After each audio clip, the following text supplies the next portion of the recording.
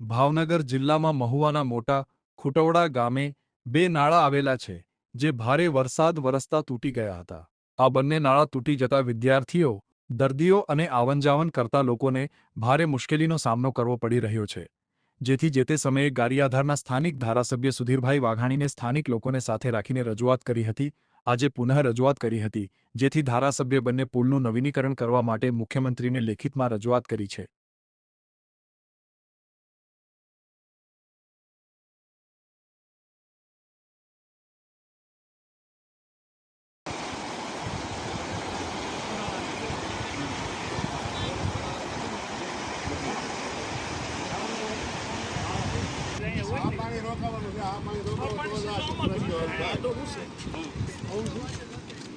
Protection દિવાલ મારી એને સાઈડમાં ખોદાવીને પ્રોટેક્શન દિવાલ મારી ફોટો પડાવીને બેટર જ નથી. હા પણ દરખાસ્ત કરો ને એક વાર સ્થળ તપાસ કરીને દરખાસ્ત કરજો, વધારવું પડે એમ છે. હા તમે પૂછજો એટલે તમારથી બેટર કોઈ નહીં જોઈએ.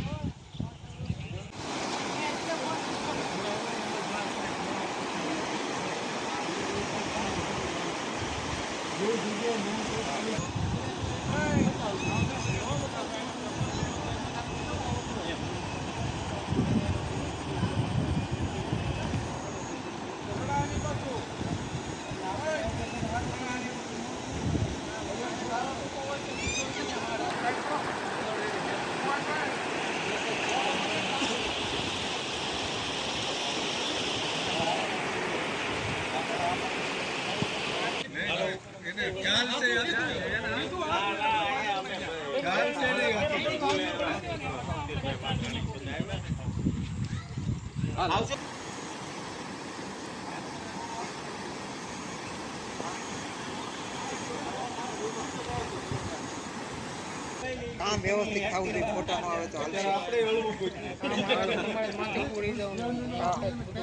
નમસ્કાર, મારું નામ છે રમેશ ઝીંઝવાડિયા. હું આ મોટા કુટવાડા ગામનો રહેવાસી છું, તાલુકો મહુવા, જિલ્લો ભાવનગર. આજે અત્યારે તમે જે દૃશ્યમાં જોઈ રહ્યા છો એ બંને પુલ મોટા કુટવાડા ગામના રોસકી નદીના બંને પુલ આવેલા છે, નાળાઓ. એ નાળા ભારે વરસાદના કારણે, જે છેલ્લો વરસાદ થયો એ વરસાદના કારણે પાણીના પૂર આવવાથી બંને નાળા તૂટી ગયા છે. મોટા કુટવાડાથી કૃષ્ણપુર ગામને જોડતા રોડ પર આવેલું છે એ પણ રોસકી નદીનું નાળું છે, ને મોટા કુટવાડાથી બોરડી ગામ જતા જે જોડતો રોડ છે ત્યાં પણ એક રોસકી નદીનું નાળું આવેલું છે. એ બંને નાળા તૂટી જવાથી અમે અમારા ધારાસભ્ય માનનીય શ્રી ગારિયાધાર 101 વિધાનસભાના ધારાસભ્ય સુધીરભાઈ વાઘાણીને ગ્રામના લોકોને સાથે રાખીને રજૂઆત કરી હતી કે આ બાબતે તાત્કાલિક નાળાનું નવીનીકરણ થાય એ માટે આપશ્રી મુખ્યમંત્રીને કે જે કોઈ વિભાગને રજૂઆત કરવી પડે એમને રજૂઆત કરી તાત્કાલિક ધોરણે રજૂઆત કરો, તો જેથી કરી ખેડૂતો, દર્દીઓ, વિદ્યાર્થીઓને જવા આવવામાં સરળ પડે. જેને લઈને જે સમયે અમે રજૂઆત કરી હતી ત્યારે ભાઈ સુધીરભાઈ જે વાઘાણી છે ધારાસભ્ય, એ પોતે રૂબરૂ રોસકી નદીના નિરીક્ષણ સ્થળ કરવા આવ્યા હતા. અહીંયા સ્થળ ઉપર જ તે નિરીક્ષણ કરવા માટે